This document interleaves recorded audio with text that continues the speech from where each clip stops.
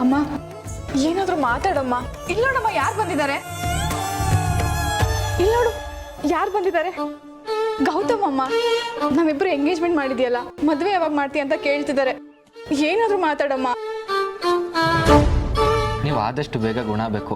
ನಿಮ್ಮನ್ನು ನೋಡಬೇಕು ಅಂತ ಅಪ್ಪ ಅಮ್ಮ ಕಾಯ್ತಿದ್ದಾರೆ. ನಿಮ್ಮನ್ನ ಎಲ್ರಿಗೂ ಪರಿಚಯ ಮಾಡಿಸ್ಬೇಕು. ಪ್ಲೀಸ್ ಅತ್ತೆ ಮಾತಾಡಿ. ಅದಕ್ಕೆ ನೀವು ಒಂದ್ಸರಿ ಮಾತಾಡಿಸಿ. ಅದಕ್ಕೆ ಪ್ಲೀಸ್, ನೀವು ಮಾತಾಡಿದ್ರೆ ಅವ್ರು ರೆಸ್ಪಾನ್ಸ್ ಮಾಡಿದ್ರು ಮಾಡ್ಬೋದು. ಪ್ಲೀಸ್ ಅದಕ್ಕೆ ಒಂದ್ಸರಿ ಮಾತಾಡಿಸಿ. ಹೌದು, ಅತ್ತೆಗೆ ನಿಮ್ಮ ಮೇಲೆ ಎಷ್ಟು ಅಭಿಮಾನ ಇದೆ. ನಮ್ಮ ಮನೆಯವ್ರನ್ನೆಲ್ಲ ಎಷ್ಟು ಚೆನ್ನಾಗಿ ನೋಡ್ಕೊತೀರಾ. ಖಂಡಿತ ನಿಮ್ಮ ಮಾತಿಗೆ ಬೆಲೆ ಕೊಟ್ಟೇ ಕೊಡ್ತಾರೆ. ಮಾತಾಡಿಸಿ. ಬೇಡ ಗೌತಮ್, ಅದು ಸರಿ ಬರಲ್ಲ. ಅದಕ್ಕೆ ಏನೂ ಆಗಲ್ಲ, ಒಂದ್ಸರಿ ಮಾತಾಡಿಸಿ. ಅದಕ್ಕೆ ಪ್ಲೀಸ್, ಅದಕ್ಕೆ ಹೋಗಿ, ಅದಕ್ಕೆ ಹೋಗಿ.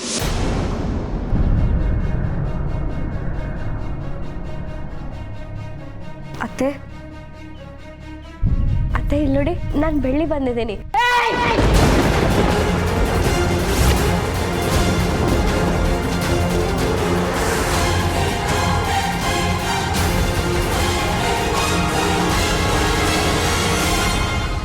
ಬೆಳ್ಳಿ ವಾಯ್ಸ್ ಕೇಳ್ತಿದ್ದಾಗೆ ಸಿಟ್ಟಾಗೋದ್ರಲ್ಲ, ಯಾಕೆ?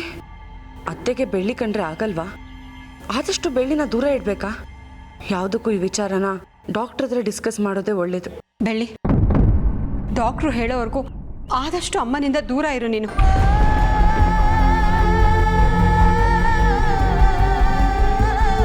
ಅತ್ತೆ ಅತ್ತೆ ಯಾಕತ್ತೆ ಕೋಪ ಮಾಡ್ಕೋತಿದ್ದೀರಾ? ಸಮಾಧಾನ ಆಗಿ ಅತ್ತೆ.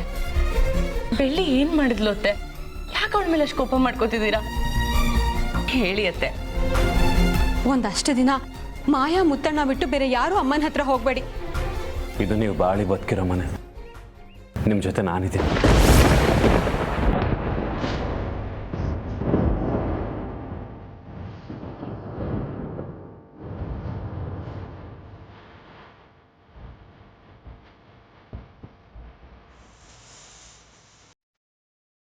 ಚಿಕ್ಕಮ್ಮ, ನಾನು ನಿಮ್ಮ ಮಗ ಮುತ್ತು. ಅಣ್ಣ, ಅಮ್ಮಂಗೆ ನಿನ್ ಮೇಲೆ ಕೋಪ ಇರಬೇಕು.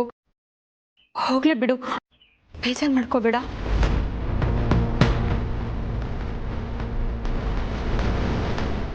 ಅತ್ತೆ ಇಷ್ಟು ಮಾವ ಅತ್ತೆ, ನೀವು ಅವ್ರನ್ನೇ ದೂರ ಕರೆಸ್ತಿದ್ದೀರಲ್ಲ, ಯಾಕತ್ತೆ?